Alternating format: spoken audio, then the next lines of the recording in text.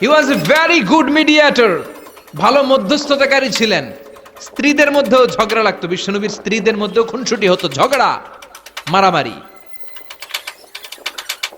বিশ্বনবীর একমাত্র ভার্জিন কুমারী স্ত্রী ছিল আয়েশা রাদিয়াল্লাহু তাআলা আনহা।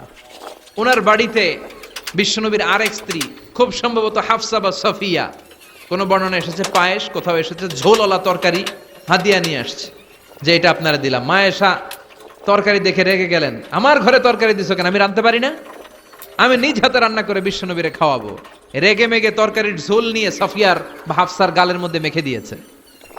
হাফসা যে বিশ্বনবীর কাছে বলি, ইয়া রাসূলুল্লাহ, কুমারী বউ তো আদর করছেন বেশি, লাই দিয়া কই তুলছেন দেখেন। ও নবী, আমি পায়েস নিয়েছিলাম আর ঝোল করা তরকারি নিয়েছিলাম, ভেবেছিলাম আপনিও খাবেন, আয়েশাও খাবে। আয়েশা কয়, আমি কি রাঁধতে জানি না, নিয়ে আসলা কেন আমার ঘরে, দিলা কেন, আমি রাঁধতে জানি, নিয়ে যাও। শুধু আমার তরকারিটা প্রত্যাখ্যান করে নাই, তরকারির ঝোল আর পায়েস দিয়ে আমার গালের মধ্যে কসমেটিক্স বানায়া দিছে। এই যে গাল দেখেন, দলিল নিয়ে আসছি, দেখেন কি করছে। বিশ্বনবীর পদ্ধতি ছিল, বিচার কেউ দিলেই he never take any action, he never react anymore. কখনো উনি অ্যাকশনে যেতেন না, উনি দুই পক্ষের কথা শুনতেন। সুবহানাল্লাহ পড়েন। আর আমাদের বিচার করতে গেলে একজনের কথা শুনে আরেকজনের বাস আছে না নাই? বললেন আয়েশারে ডাকো, আয়েশা এমন করেছো? করেছি। কেন করেছো? বললে, ইয়া রাসূলুল্লাহ, মাথাটা গরম ছিল,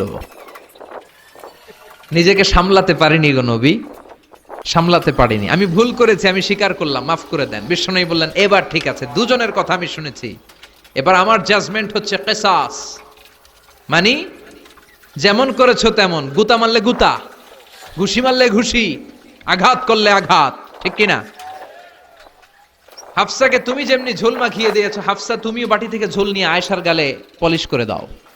হাফসাও সুযোগ পাইয়া ঝোল নিয়ে মাইখা দিছে। এবার দুইজনের গালে কসমেটিক্স। বিশ্বনবী মুচকি হাসলেন, আরশের উপর থেকে খুশি হয়ে গেল কে? এটা হচ্ছে বিশ্বনবীর বিচার করার বুদ্ধিমত্তা। হি ওয়াজ এ ভেরি গুড মিডিয়েটর। ঝগড়া লাগলেই, বুখারীতে একটা চ্যাপ্টার আছে, চ্যাপ্টারের নাম হচ্ছে ইযহাবু বিনা নুসলিহ বাইনাহুম। চ্যাপ্টারের নাম আমাকে নিয়ে চলো, আমি মিলাইয়া দিব। চ্যাপ্টারের নাম কি? আমাকে নিয়ে যাও, আমি মিলাইয়া দিয়ে আসবো। কত জায়গায় যে বিশ্বনবী যে মিলাইয়া দিয়ে আসতেন। মক্কা থেকে তিনি যখন মদিনায় এসছেন, মদিনার দুইটা গোত্র ছিল, আউস আর খাজরাজ। এদের এই দুই গোত্রের মধ্যে 100 বছরের মারামারি, 120 বছরের যুদ্ধ, কেউ থামাতে পারে না। থামাতে পারবে কি করে? বাবা যখন মারা যায়, ছেলেরা বলতো, আমারে মারছিল, তোরাও মারবি। কেউ যখন ইন্তেকাল করে ওসিয়ত করে যেত, আমারে কোপাইছে, তোরাও কোপাবি, কোপায়া সাইজ করে ফেলবি। তো সবাই সবার রাগ আর ঝাল মেটানোর জন্য এরকম ছেলে মেয়েদেরকে ওসিয়ত করে যেত যে এই যুদ্ধ যেন বন্ধ না হয়, আমার প্রতিশোধ তুই নিবি বাবা। এরকম ডাকাইতেছে লোক আছে না নাই? দাউ দাউ করে আগুন শুধু জ্বালাতে চায়। 120 বছরের যুদ্ধ কেউ থামাতে পারে না। বিশ্বনবী মক্কা থেকে মদিনায় হিজরত করলেন। মদিনায় যে উভয় পক্ষরে নিয়ে বসলেন, উভয় পক্ষের সব কথা শুনলেন। এরপরে কথা শোনার পরে মাত্র 7 দিনের ব্যবধানে বিশ্বনবী 120 বছরের যুদ্ধ মিটায়ে দিলেন। এতদিন পর্যন্ত নিয়ম ছিল, আউসের কেউ খাজরাজের কোনো মেয়ে বিয়ে করে না, খাজরাজের কোনো ছেলে আউস থেকে মেয়ে নেয় না। ওদের আনন্দ ওদের মতো, এদের আনন্দ এদের মতো। এই মিলিয়ে দেওয়ার পর থেকে আউস আর খাজরাজের মধ্যে বিয়ে করানোর ধুম পড়ে গেল।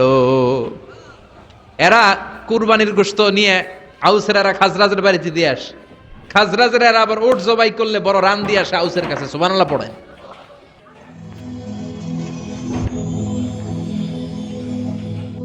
Rose TV 24.